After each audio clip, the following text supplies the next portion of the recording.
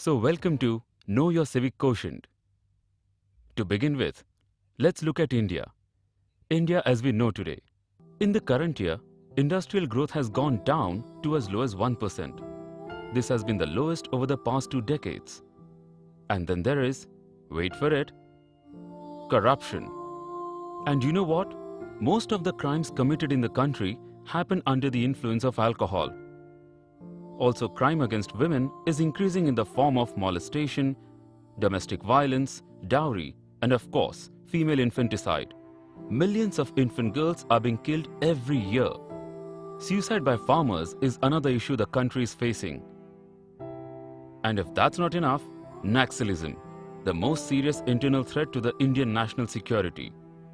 And the list goes on and on. Now, to find the cause behind these issues, let's look at this three-way nexus. First, we have the politicians or netas who supposedly run the country. Then we have various businesses which contribute to the country's economic growth. And finally, there's the civil society. So what do you think is the one common factor here? Think. It's you, genius. Ta-da! Because you elect the politicians. You fund the businesses and you are a part of the civil society. Let's look into the real cause behind all these problems.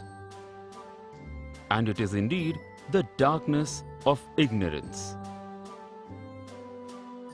So, let us shed this ignorance with the light of knowledge.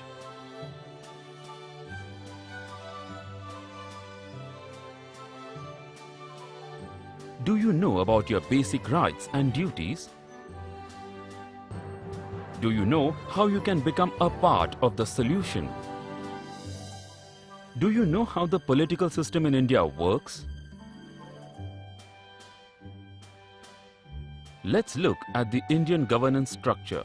India is the 7th largest country in the world in terms of area. Therefore, to manage such a big country, it has been divided into 28 states and 7 union territories. Therefore, there are 28 state governments and 1 central government. And this structure is governed by the rules and guidelines laid down in the Constitution of India. To delegate responsibilities to the government, there are 3 lists defined in the Constitution of India. First, the Union List, which defines the responsibilities of the central government, for example, defense, atomic energy, etc. Then, the State List, which defines the responsibilities of the state government, which includes taxes on lands and buildings. And finally, we have the Concurrent List, which defines the responsibilities of both the governments, for example, electricity, water, etc. Now, how would all this happen? The Constitution says there are 3 main pillars that run the entire show. 1. There is the legislature. Then the second most important pillar, the executive. And finally, the judiciary. Apart from these 3 main pillars, there is also the 4th pillar called the free press or the media, which has the ability or strength to uphold the Constitution. Let's begin with legislature. So what is legislature? It is the set of people who make the laws. The head of legislature is the president, under whom there is a body called the parliament. Parliament consists of 2 houses. The Lok Sabha, which is the house of the people, and the Rajya Sabha, which is the council of the states. So, let's look at the Lok Sabha, the lower house of the parliament. In the Lok Sabha, the members are directly elected by the people of India. Each Lok Sabha has a tenure of 5 years. There are maximum 552 seats in the Lok Sabha. Since India has only 543 constituencies, the number of members elected by the people are 543. Additionally, 2 members representing the Anglo-Indian community are elected by the President. Effectively, there are 545 members in the Lok Sabha. This is how the Lok Sabha looks like. The officer in charge of the Lok Sabha is called the Speaker. The ruling party sits on the right side of the Speaker on the treasury benches. And on the left side, we have the opposition. A party needs to win half of the total seats. That is, win 273 seats in order to form a government.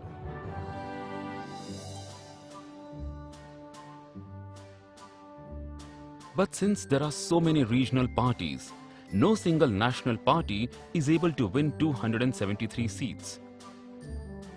Therefore, the national party needs to form an alliance with other small or regional parties in order to get the tally of 273 seats. Currently, there are 2 main alliances in India. The UPA, which is the United Progressive Alliance, and the NDA, the National Democratic Alliance. UPA consists of Congress and its friends, and NDA consists of BJP and its friends.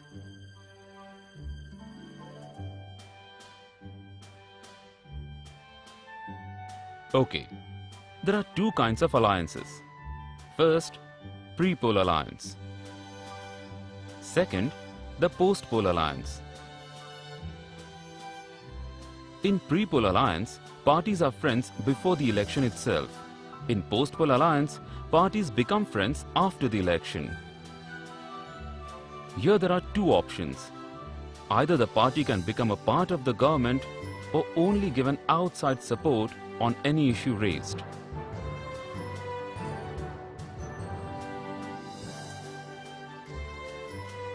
Now let us look at the Rajya Sabha, the upper house of the parliament. Rajya means state and Sabha means assembly.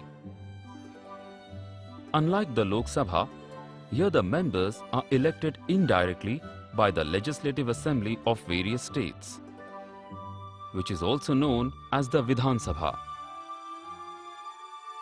There are 250 seats in the Rajya Sabha, out of which 238 come via the Vidhan Sabha, and 12 seats are nominated by the President for their contribution in arts, literature, science and social service.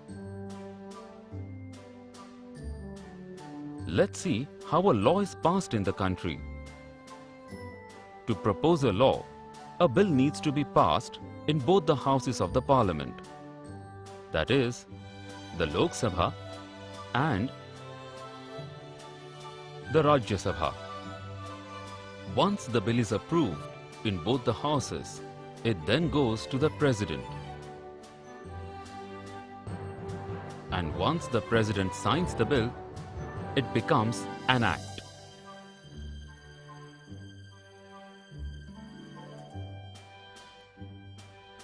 This concludes the first pillar, legislature.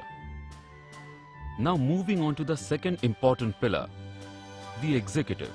These are the set of people who execute all the laws that are passed.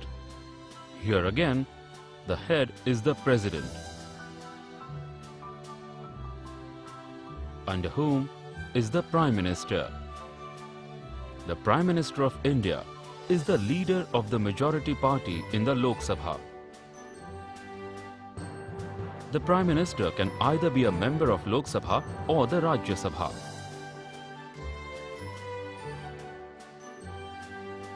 Under the Prime Minister, there are the Council of Ministers, which comprises of the Cabinet Ministers. Example, the Finance Minister, Railway Minister, Education Minister, etc. These are the ministers with a portfolio. Then there is Minister of State. But remember, not all MPs are ministers. That's a wrong notion. Ministers are the ones who hold a portfolio.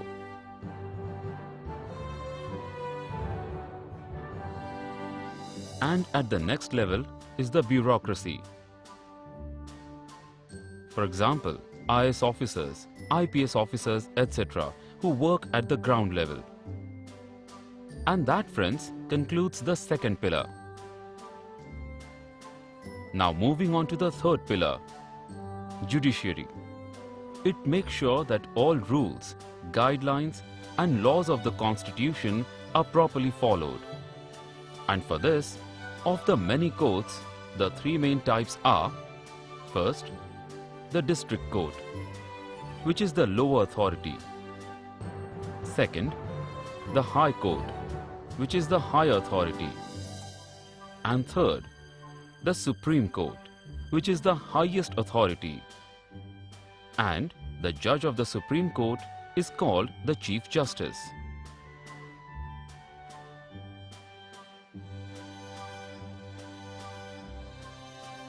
And that concludes our third pillar. Let us not forget that the government is by the people, for the people, and of the people. My future depends on the kind of laws that are made in the parliament of my country. And my vote is my voice in the parliament. Every vote counts. Let us take the example of the 2008 Assembly elections, where one of the main constituencies in Rajasthan was won by a single vote.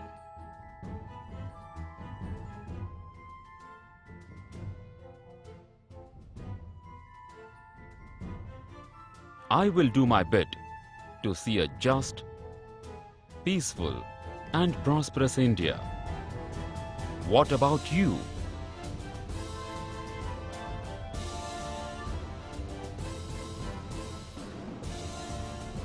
It's time I take responsibility for the world around me.